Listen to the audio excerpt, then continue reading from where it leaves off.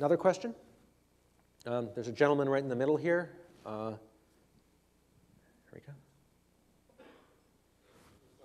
Here we go.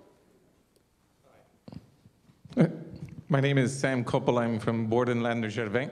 Be good at least to know who's asking the question. My main practice is in the film and television industry. It is an industry that is heavily subsidized by both federal and provincial governments, and also a lot of municipalities and so forth give a lot of benefits that go to producing what we see currently on television, on cinemas, and in many other places. And currently, you're telling us that that model, which is ad-supported on television, is really going to go through a very difficult time. My clients have difficulty producing content for online because there just isn't enough revenue online to pay for that content. You're telling me that may be happening. No. Oh, well. No, there won't be revenue in either place. So I should change practice. No, okay, but no, because why? I think I know where you're going. So keep the mic in case you have a follow-up. Yeah. How does this work? Because online isn't there yet. It's like you're on a ship that's sinking and you want to jump into a life raft, but it hasn't inflated yet, like that, right? Yes. And the My clients, yes, and I'm following. Yeah. So the challenge is for all of traditional media is not that online will be the new savior and we need to figure out how to get to online. It's that you're on the Titanic and there's one inflatable raft. You're not all going to make it. And that's the reality. The traditional current media industry, radio, television, especially broadcast television, obviously pay television, where you have an element of subscriber support, it really helps. But on anything that's ad only with minimal subscription revenues, I think there's going to be significant consolidation. Now, there's still enormous value there. There will be a TV industry 50 years from now. There will be a newspaper industry. There will be a radio industry, but they will be smaller than they are today. And I think that the answer, especially in Canada, is the level of current federal, provincial, and municipal support for our broadcast industry not only needs to, but will go up. Because Canadian content, Canadian production, local production, at all levels, because the ad revenues are going to go down and stay down, and because online doesn't generate as much. What's interesting is that you said is that our governments are investing in a sinking ship. Do you know that there is no tax credit for my producer clients if they make a webisode? Wouldn't the answer be inflate that raft? The government's already supporting our film and television industry by close to 30 to 40%. If I increase that and I shift it to web, I've inflated the raft. And I've invested in the future. The government's subsidizing the past. And I think they'll do both. I think you do need, why not get a tax credit for a webisode? Absolutely. Exactly. And there's new media funds. I know in Ontario there's been a lot. I'm assuming Quebec there's a new media fund. How big? They don't support a webisode, they'll support a video game. Okay, well. They won't do it just for that webisode. We need that web. I'm going to Quebec City next week. I'll mention the webisode thing and I'll see how well that goes. But it certainly makes a lot of sense. So I think governments will support new media, but they will also need to support traditional media. My view is in Canada that, similar to what we're seeing in France, government may be responsible for 50% of supporting the industry. We have questions here? Oh, is there one over there? Sorry. Okay, we'll start with you. Yes, Philippe Leroux from Ferroman. You talk about newspaper industry and media industries. We make strategies for some médias, including newspaper. We made the strategy for the Le Devoir, and it's the only one newspaper making money on the internet. And what we discovered in this project is that people don't pay anymore for content. They pay for add-value services. They pay for having the right to read the newspaper the day before its publication. They pay the right to have full access to all the archive of the newspaper.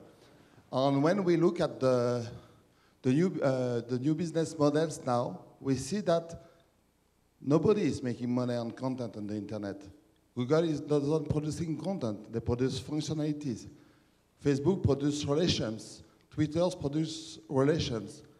Do you see still a business model for media as an industry of content producers? I think the answer is yes, but it's content plus. So you weren't here last year, were you? Or maybe it was 2 years ago I had the slide. So let me use the example of a couple of them you used. Searching a database, reading past editions, but let's talk even more about that. The LA Times, New York Times did a great one as well.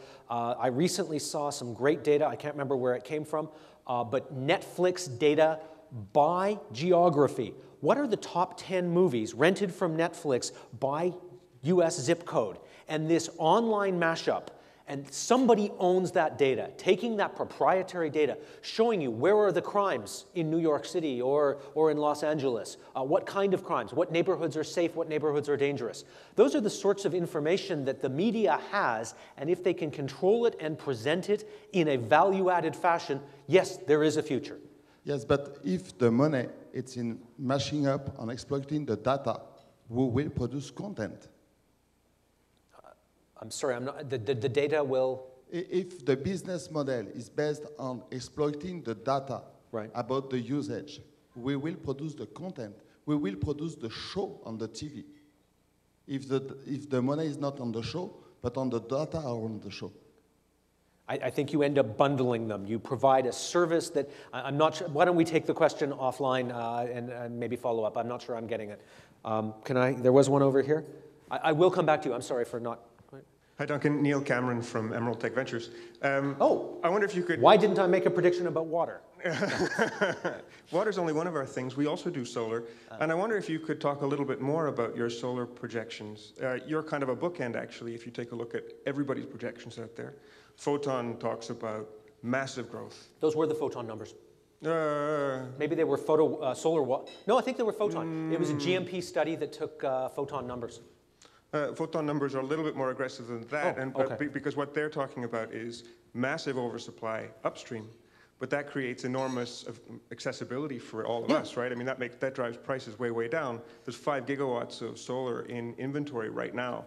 So, you know, I guess they're talking about a major crash, but their crash is in 2012, 2013. You're talking about a break right now. And so can you talk a little bit more about those projections? Oh, I don't think they're disputing the fact that we're in the middle of a crash right now. I mean, price for modules was $4 something per watt at the peak. It's now about 110, 105. But that is getting very close to that dollar per watt level where it starts making, with subsidies, quite a bit of economic sense. So no, I mean, my expectations are wonderful demand growth, but we don't move into balanced supply-demand until, in my view, 2012, 2013. So that's sort of the short. Now, it gets really complicated because I am obviously, if you look at that, fairly obviously talking about crystalline silicon photovoltaic. I'm not talking about thermal. I'm not talking about thin film. I'm not talking about amorphous. There's a lot of cool solar technologies out there that are not in this massive position of oversupply. That being said, and we know this through First Solar results already, when you've got crystalline silicon pricing collapsing, it doesn't do much good for cadmium telluride thin film at the same time because it gets competitive, right? Used to be thin film was like almost a no-brainer. As silicon prices have collapsed, it starts shifting the supply-demand balance there. And that will help. That will help eradicate that oversupply. One of the reasons I'm pointing this out, though, is that there's a lot of companies out there like Applied Materials that's hoping to make a lot of money by building new crystalline silicon photovoltaic fabs. I wouldn't count on a whole lot of those being announced in the next year or two. And that's kind of where we're coming from.